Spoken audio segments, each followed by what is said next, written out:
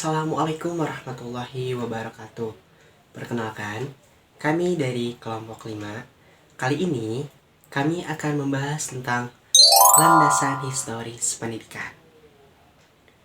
Bentar, kok mati? Nah, udah hidup lagi.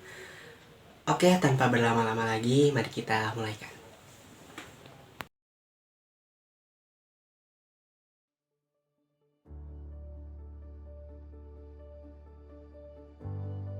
Jadi untuk yang pertama di sini ada pengertian landasan historis pendidikan.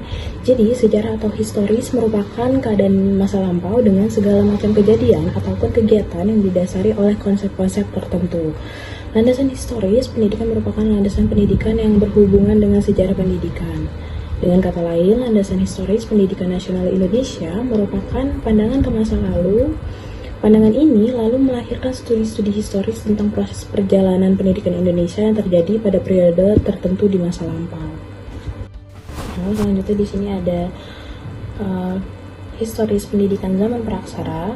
Pada masa sebelum ditemukannya tulisan atau zaman praksara, nenek moyang kita telah mengajarkan tradisi kepada anak cucunya, baik tradisi yang bersifat lisan maupun tulisan. Mereka telah mengajarkan pengetahuan, kepercayaan, dan keterampilan dalam berbagai hal kepada orang muda di dalam keluarga atau masyarakat.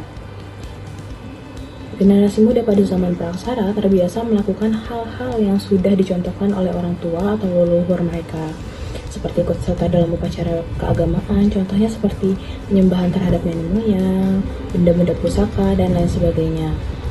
Lalu di sini anak laki-laki terbiasa mengikuti orang dewasa dalam berburu dan mengumpulkan makanan, sementara anak perempuan terbiasa mengikuti orang dewasa dalam meramu dan mengumpulkan makanan dengan cara yang mudah. Perkembangan pendidikan.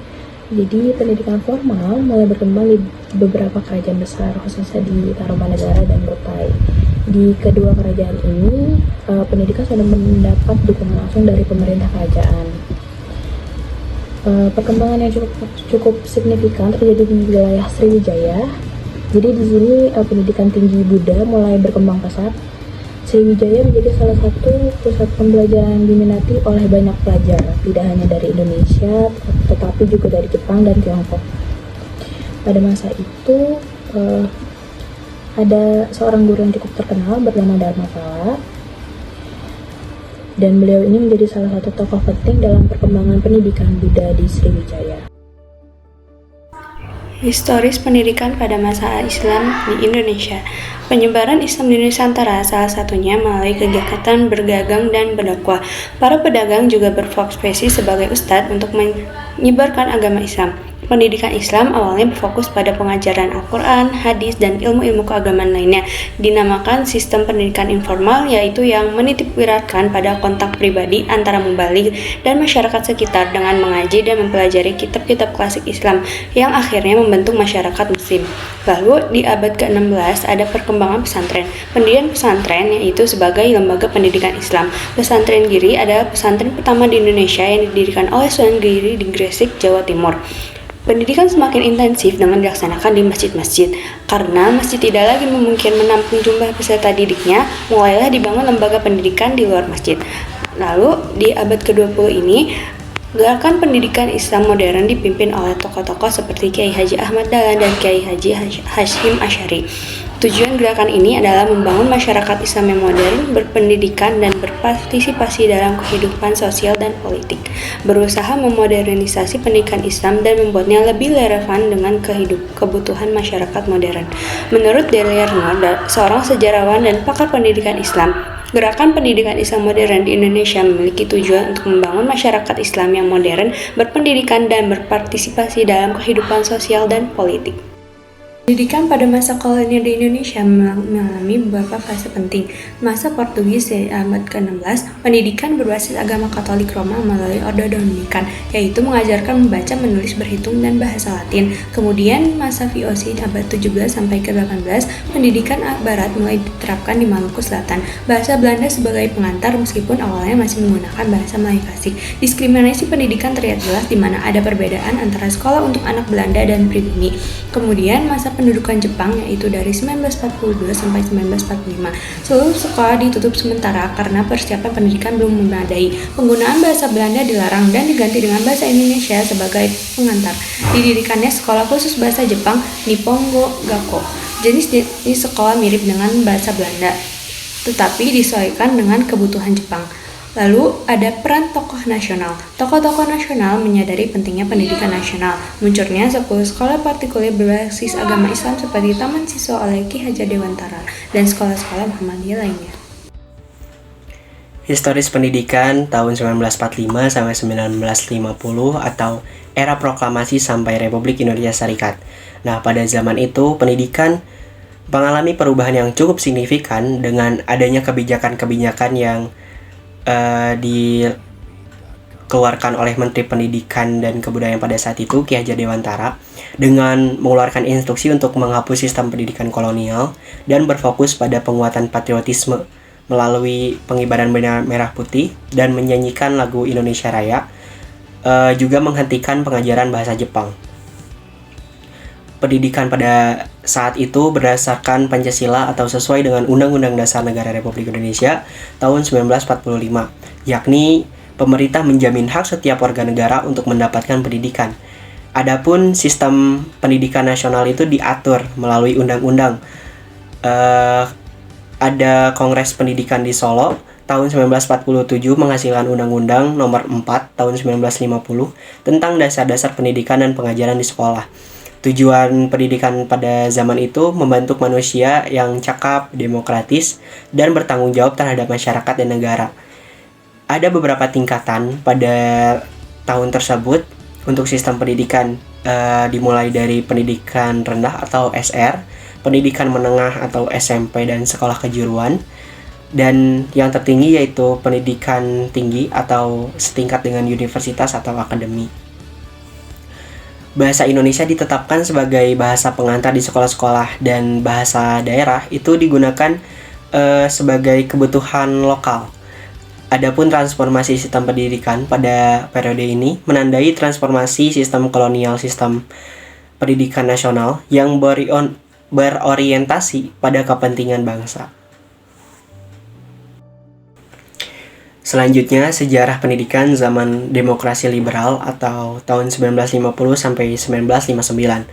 Adapun beberapa landasan hukum, jadi setelah tanggal 17 Agustus 1950, Undang-Undang Dasar Sementara atau UUDS itu menjadi acuan pendidikan, yakni Undang-Undang Nomor 4 tahun 1950 tentang dasar-dasar pendidikan dan pengajaran di sekolah.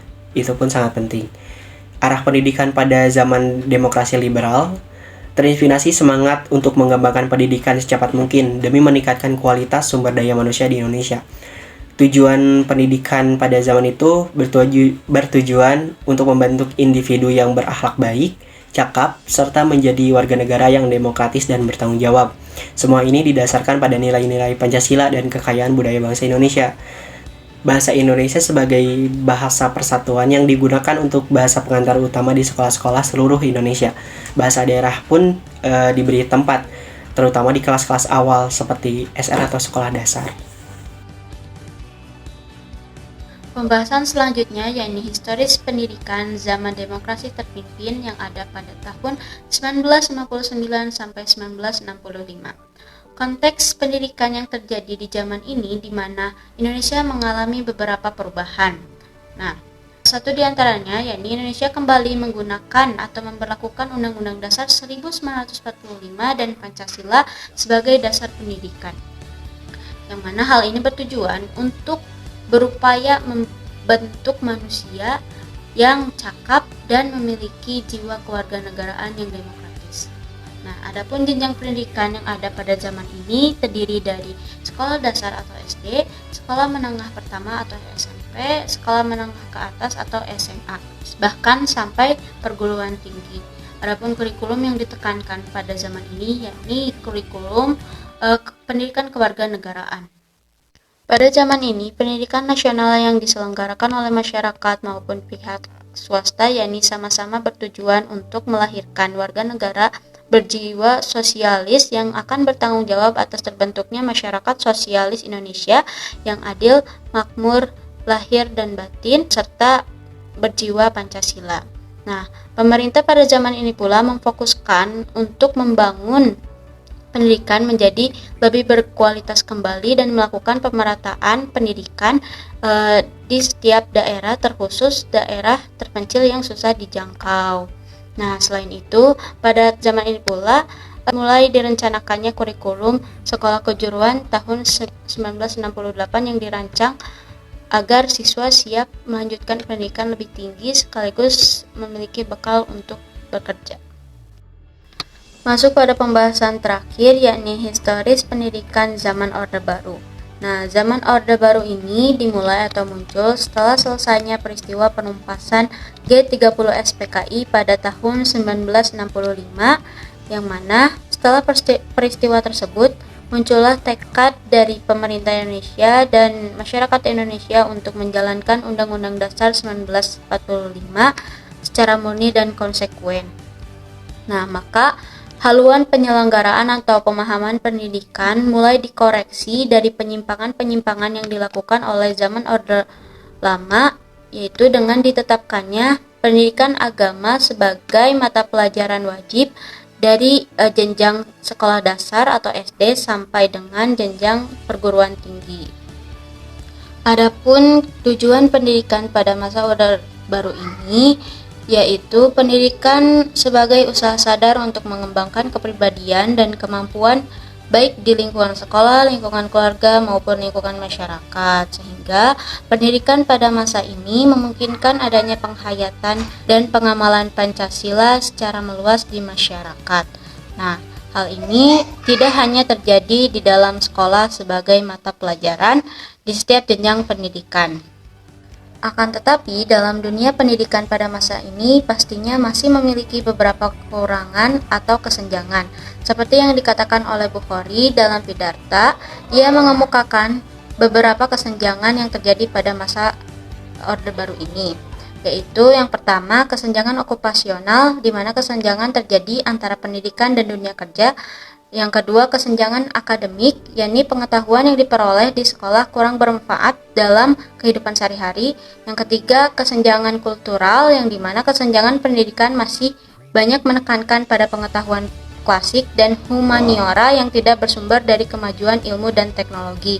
Lalu yang terakhir, kesenjangan temporal, yakni kesenjangan antara wawasan yang dimiliki dengan wawasan dunia terkini.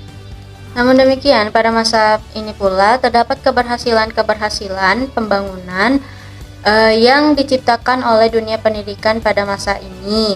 Yang pertama, yakni kesadaran beragama dan kebangsaan meningkat dengan pesat. Nah, yang kedua, persatuan dan kesatuan bangsa tetap terkendali sehingga menciptakan pertumbuhan ekonomi Indonesia yang juga meningkat pesat pada masa Orde Baru ini.